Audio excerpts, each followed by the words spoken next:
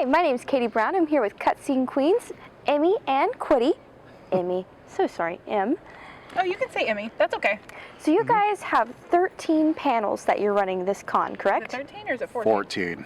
14 panels. Yes. Okay. I think we in our our agreement we usually can do up to 15 hours of programming. Yes. That is quite a lot. How did you guys grow from maybe doing like 2, 3, or have you always done quite a lot of panels? It's a very long story. So back when I was in college, there was a small convention that we used to run. It was at Tennessee Tech. We didn't run it. Well, You ran it. I ran it. I helped run it. I should specify. I was part of a group called Alpha Sci-Fi, which was the nerd group at the time, and we ran a convention called OmniCon, which is still going on in Cookeville. Sorry to put that out there, but I got to rep my hometown. And so at that one, they were looking for panelists. We didn't have a lot, and I went, I can talk about Pokemon for a long time. I'm gonna do that. And so what ended up happening was my longest running, currently shelf panel, it's called Olympus Mons. Okay. Which is about all the different type of Mon type games, and it just kind of grew out of control from there. And that was the convention that I met you at. Yes, we met at that convention. We were with another group for a while. That group's kind of dissolved. However, before the pandemic, we were like, hey, we love cons, we want to keep doing this. And we started going, okay, we got a lot of panels, you need a lot of panels filled, let's help you. Yeah, I wasn't actually a panelist for a long time. I was just kind of like the person that carried stuff and watched the table for a long time. Which was a bad idea. So how did Cutscene Queens come to be? I think. It was kind of born out of like we were in a group that was Doctor Who themed for a long time, like very specifically Doctor Who themed. It was called Cosplay Castroverus, and it ended just kind of as a natural sort of life cycle of things, but we still wanted to do panels. Yeah. And so we got somebody at YamaCon, which is the con we have been going to the longest. Yep. We've been at Yama since year 1. Yep. Was kind of like, where are you guys? I don't see you guys on our list. And we very, very quickly came up with a name and more panels and like within the space of like 2 weeks, I think. Right. The Cutscene Queens was very quick. It was sudden. It was. We initially started with another friend of ours, Catherine, who had the unfortunate thing. She's come up down with an ailment called marriage. Oh. And no, that's not why. It's something where She's a very talented panelist. Hi, Kat. I love you. we do. And I've taken over most of her panels at this point, but she just kind of like wanted to spend more time outside. Yeah. And that's okay. And she's a forest goblin, and that affectionate. Yes. Yes, and let's see what. Anyway, so after that, kind of our first run through things, then COVID happened. yeah, we did one convention, and then COVID happened. Yeah. So we did YamaCon. And then, but now we're in full force, going to as many conventions as we can, making sure people have a great time. Got you. So how did you guys end up settling on Cutscene Queens? That was all Quitty. Really? I sometimes come up with names that rhyme. Cutscene Queens was born kind of because we are big video game fans. Okay. And we were thinking, okay, what do we do? All that stuff. And so Cutscene Queens was just kind of, okay, cool. And then we came up with, well, for the Cutscene Queens, then we already have what our motto is. We are unskippable. That is amazing. I actually haven't heard that motto yet, and that is, Yes. I love That's that. it. The Cutscene Queens, we are unskippable. That's how we end our panels. Yep. Very good. Yep. So you guys are running 14 panels, as stated before. How do you guys manage your time to kind of prepare for these panels? I don't. That's the big secret. No, The it's speaker cap. I'm always unorganized. here. A lot of our panels come out of when we want to talk about something we love. And so because of that, and we want to share what we love with other people who love that. And so because of that, it becomes, we start with an idea on a road trip or at dinner, something like that. At this point, we just kind of bounce in between each other, like, Yeah, all the time, because it's kind of what we do. But right. as far as time management goes, like, I do a lot of the, like, administrative stuff Yes. for the con. So that sort of ends up coming first, and then I do all of my panel stuff at once over a couple of days. And I have joked before, she handles everything, and I'm the pretty face. But a lot of stuff, but it's silly, but kind of whenever Emmy is like, hey, I have some things, I'm a little overwhelmed, here's the stuff that I have, what tends to happen is I will take what I can off of her plate, and we start to, and that's kind of our cooperative process. It sounds kind of silly to be like, she's everything, and in fact, you know what? Screw it, the Barbie movie's out now. She's everything, I'm Ken, as far as this group goes. Yeah, I handle, like, the paperwork and the contracts and like all of that stuff. Yeah. So we have gotten to the point where we're very interchangeable. Like, most of our panels can be done by the other person. I can't do JoJo because I don't know anything about Yes. JoJo's Bizarre Adventure. But I can do Sailor Moon. Yes, and he has in the past, and it's been very funny. But yeah, no, we usually just kind of, like, he does what he has time for, I do what I have time for, and right now my full-time job is the Cutscene Queens, and he has a job, so. Yeah. Got you. So what would it take for you to be doing Cutscene Queen full time? That is a great question. I think that we have I really hate to say beginnings. I think that I should say that we have the middle point of an Etsy store that's beginning to take off. Past that, I know that we both also do online content, not just in real life. We also come to you through the magic of the internet. Yeah. And so it's something where if both were to take off, where we both have collaborative processes we help each other with online and offline, I think that we could take off. And I think it's also just a matter of outreach also, because, like, this year has been so busy for both of us. I'm in grad school, so I do grad school and Cutscene Queens, and so I have not had as much time as I would like to reach out to other conventions, but I'm building a press kit right now that will help us sort of travel more, and the more we do that, the more we're able to sell at the table, Yes. the more it's able to work for both of us. And my full-time job when not doing this is programming. I am a computer scientist. And let's see, what's the best, I guess I was just kind of, You're the dude that makes the internet. I'm the dude that makes the internet run. But then past that, really, because that's my full-time thing. Like I said, when I am able to do things, that's when we are able to really work together. We're working on it. Yeah. So, Em, you run a lot of the administrative. How does administrative and panels work for you? Are you more confident in one area than the other? I tend to see myself as, like, a poor public speaker, which is not true, really. Clearly not. Because, well, for so long I was a very timid person who was, like, very in the background, just sort of carrying things for other people and doing stuff like that. But as Cutscene Queens has gone on, I've gotten more confident in it, but I'm definitely, I think, more assured in, like, being able to, okay, here's what we need, here's our contracts, like, here's where we're going to go, here's where the hotel room is, like, all of that kind of stuff is very old hat to me, because I like doing it. Yes.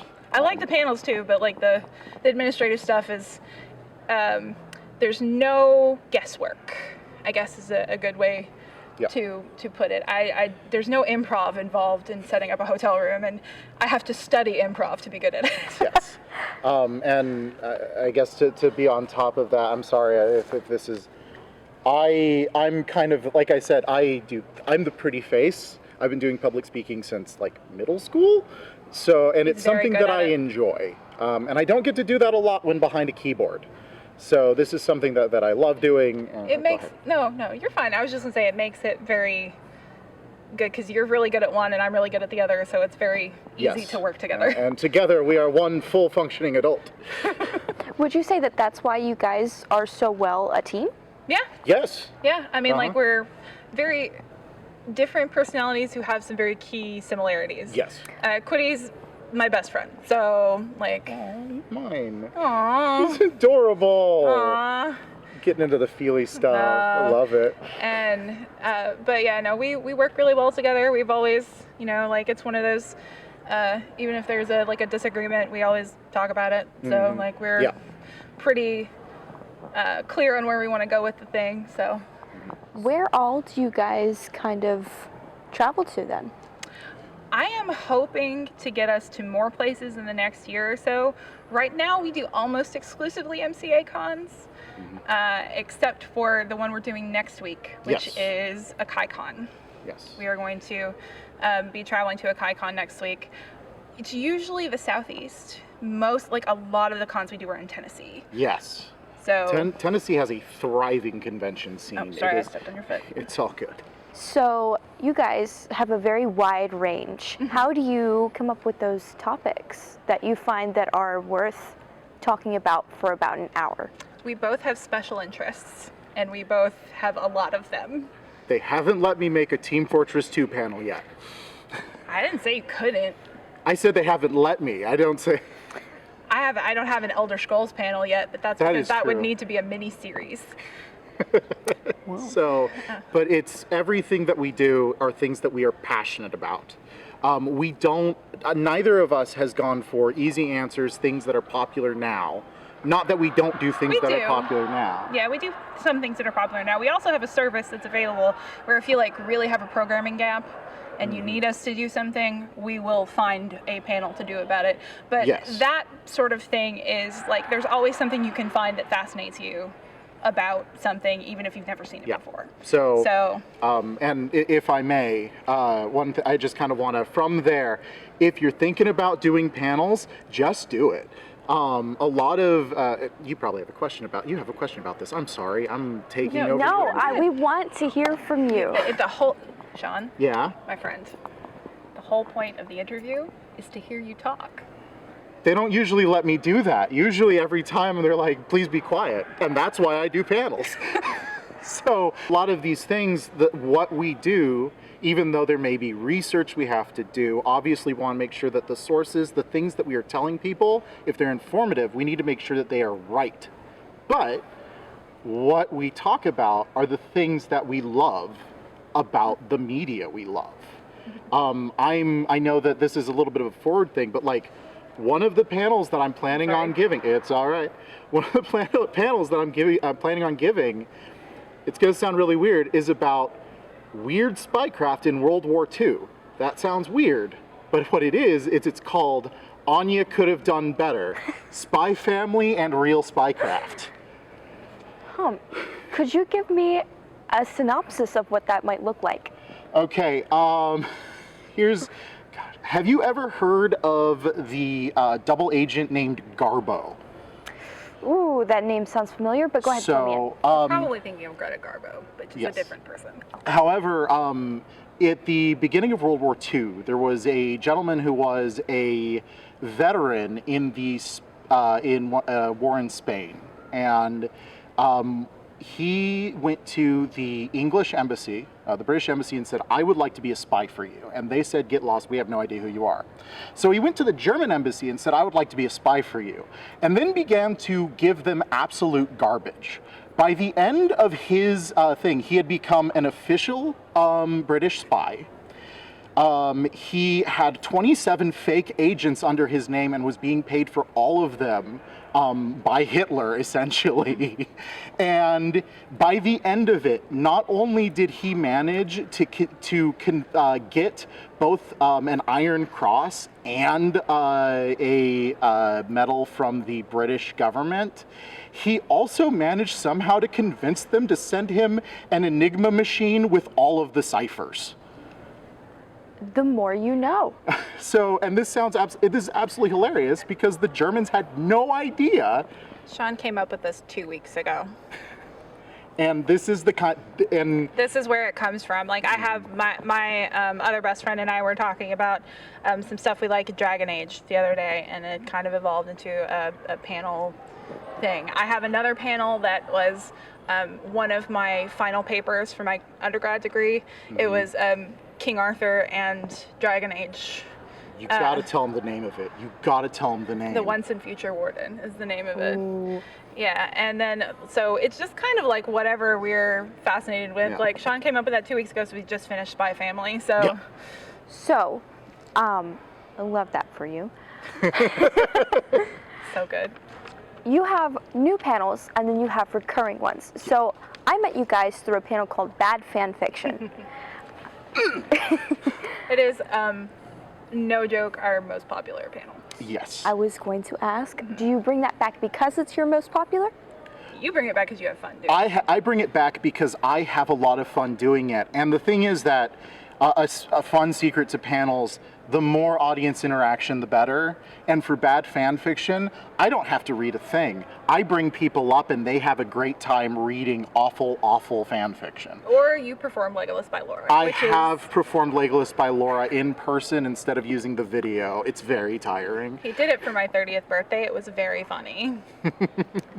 I see why you have a D&D panel. Yeah, well, several actually. Yeah. I plan on going to them. Hey, Hell yeah. did sorry, a little off. Did you manage to see The Many Deaths of You? I have not, unfortunately. Oh no, It's only the second time they've done it, I think. Third? Fourth, I Fourth? think. Oh, wow. Yes, Wow. because I have done it at Yamacon, I've done it at Akai, I've done it Rocket here, City. and I've done it at Rocket City. Okay. So, but each time it's very fun, and obviously the next one you can DM, which. As time has gone on, we've realized that like I can give a bunch of information about D&D and stuff, but the best thing out of that panel is audience questions. Yeah, the You Can panels, because we're developing a couple more of those too, because I do You Can stream on Twitch. And those tend to be like question heavy. Yes. Where there's a lot of audience participation in those, because people have a lot of questions. That one's really just like born out of what are people curious about that they think is hard that really isn't. Yes. Okay. So, Bad Fan Fiction is your most popular, but what is your favorite out of both of yours panels? Quiplash for me. Probably Quiplash, but if I didn't steal the answer, it would still be Bad Fan Fiction. Yeah. The smiles on the audience's face, the laughter, and all of that is He's been doing that panel at Yamacon for a decade. yes. Like it was at Yama 1, wasn't it? It was at Yama 2. Yama 2, Unfortunately, okay. Yama 1 I had finals. Oh, Yama right, 2 'cause you're a child. Yes. At Yamacon 1 I had finals. At Yamacon 2 I also had finals, but instead I He did his finals in the green room. I did my finals in the green room. What a trooper. Yeah, he was unhappy at that Yamacon. I do remember that. Yeah, that one was a lot of why isn't my code working? Why isn't my code working? Get up, go do Bad Fan Fiction, then why isn't my code working? Yes, actually. It was to the point where I had somebody pull me back and say, you look like you're going to yell at the audience. And I went, no, I'm getting hyped because I've just been doing boring homework for the last, 2 days. I'd like to do something fun. And for me, what is fun is standing up in a room full of people and acting like a buffoon. So, for your recurring panels that you've done, do you add in new subject material to those panels? Yes. I think I just did some of that earlier. Yes. I tend to just sort of update mine from con to con. If I think of something new, a lot of the times, because I have one called Adulting and Cosplay, and a lot of the times people bring up stuff in that one that I had no idea about. So I will just add whatever the last Q&A session had into the panel for the next time. For me, my boyfriend comes up with funnier jokes than I can, and then I steal them and put them in the panel. Absolutely. It is very true. It's unfair how funny he is. It is very unfair. There was, last time we did the Quiplash panel, he couldn't be there, but he was at home, and it was Rocket City, which is our hometown. So he played from home. We just called him Ghost Boyfriend, Yes. and he was funnier than we were sick at home. Yeah. He is. And we're both pretty funny. Yeah. I would agree. So what can we expect next from Cutscene Queens? I want to do bigger conventions in further away places. Yes. My like concrete goal is I want someone to pay me to get on an airplane.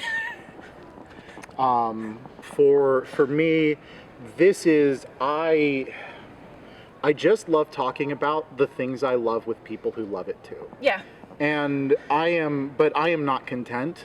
And maybe that sounds a little bit weird for me to be like, I love this, but I need more.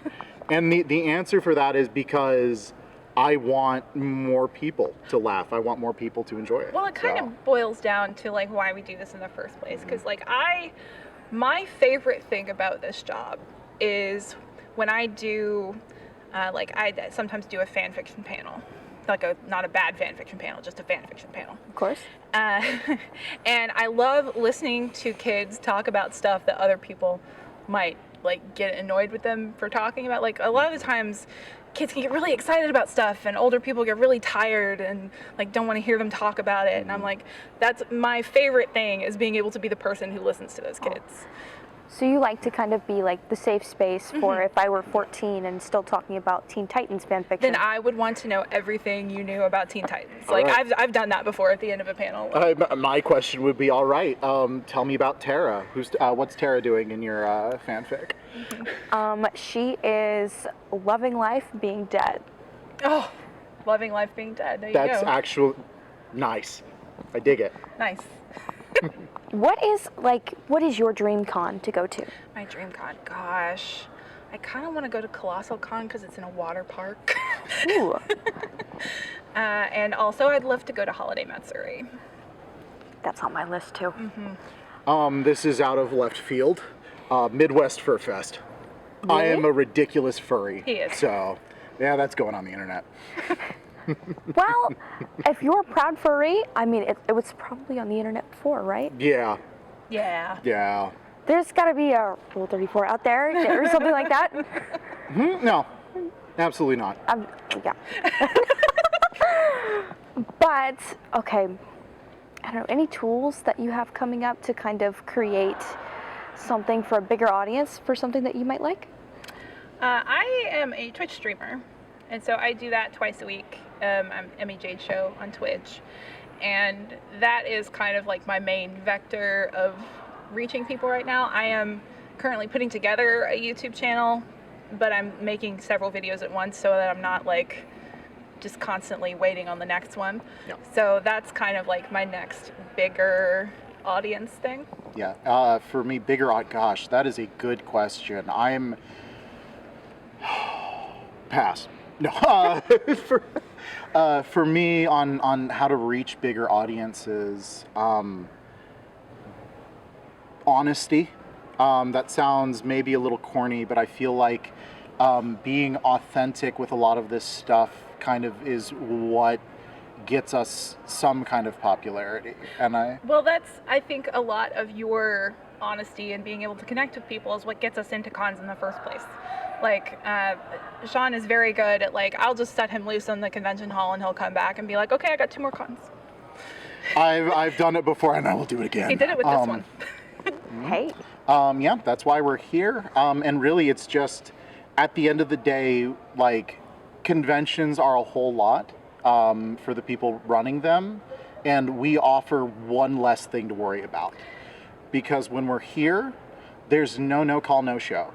There is no, well, we were hoping this was going to be good, and then we had a lot of problems, we had complaints, things like that. Our objective is to make sure that when somebody comes to the convention, or at least my objective, I can't speak for both of us, but my objective is when people come to the con, and in between, when they go to the vendors hall, when they go to get autographs from their favorite actors, voice actors, creators, we have somewhere where for a moment they feel like they are the person who is up there giving everybody, kind of making sure everybody's having a good time.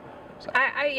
We try to make the kids and like the attendees feel like the star of the show, and we also kind of have like a national park policy with conventions where we try to leave it better than we found it. So that's why we have we always have a couple of extra panels to do in case there's some Yeah. kind of gap in the programming, and we always we kind of tell people to treat us like staff if they want to, if they need something done. Right. We do it. We'll do that. We just want everyone to have a good time. That's Yes. basically the To gist of it. to quote the McElroys, no bummers. No bummers. No bummers. Which is one of my favorite panels to do. Also, is the Adventure Zone Trivia Zone. And finally, do you think that you will be doing these for the rest of your lives? In some capacity, yes. Yeah, probably. If the nuclear apocalypse comes and we're all forced inside, I'll do it online. I don't care. If the I nuclear love this. apocalypse comes and it wipes out everything, I will be performing Star Wars on my own or in front of a crowd. So you might as well watch me anyway. I love that. Is there any questions you'd like to ask us? Why did you reach out to us? What was the thing that stood out to you the most? Your authenticity. I would say Aw. that is something that reigns very true. You guys pour Gold your shield. hearts out in your panels, and it makes it very likable and very much. I would talk to you again if you would let us. Absolutely. We love you guys. Anytime. Yeah, we always want new friends. It's really hard to make them as an adult, it turns out. That's why Don't grow up. It's bad. It's a bad idea. Bad move. Children forever. Peter Pan, yes. Peter Pan, yes. Cutscene Queens for a convention video. We're unskippable.